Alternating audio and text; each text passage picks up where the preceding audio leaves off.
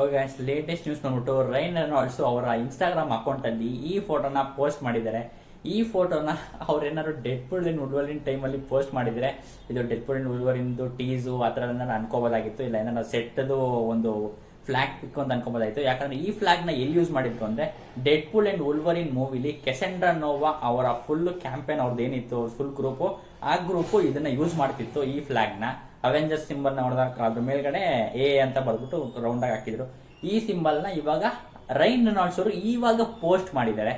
ಇವಾಗ ನಾವು ಅದನ್ನ ಏನ್ ಅನ್ಕೋಬಹುದು ಅಂದ್ರೆ ಆಬ್ವಿಯಸ್ಲಿ ಅವೆಂಜರ್ಸ್ ಡೂಮ್ಸ್ ಡೇಗೆ ಅವರು ಪಾರ್ಟ್ ಆಗಿದ್ದಾರೆ, ಅವರು ಒಬ್ರು ಪಾರ್ಟ್ ಆಗಿರ್ತಾರೆ ಅಂತ ಅನ್ಕೋಬಹುದು.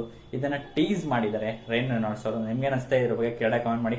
ನಾನು ಹೆವಿ ಎಕ್ಸೈಟ್ ಆಗಿದ್ದೀನಿ ರೈನ್ ರೆನಾಲ್ಡ್ಸ್ ಅವ್ರನ್ನ ನೋಡ್ಬೇಕು. ಯಾಕಂದ್ರೆ ಕಾಸ್ಟ್ ಅನೌನ್ಸ್ಮೆಂಟ್ ಆದಾಗ ಅದಿನ್ನೂ ಬಂದಿರಲಿಲ್ಲ ಅವ್ರನ್ನ ರೈನ್ ರೆನಾಲ್ಡ್ಸ್ ಅವ್ರು ಇದ್ದಾರೆ ಅಂತ.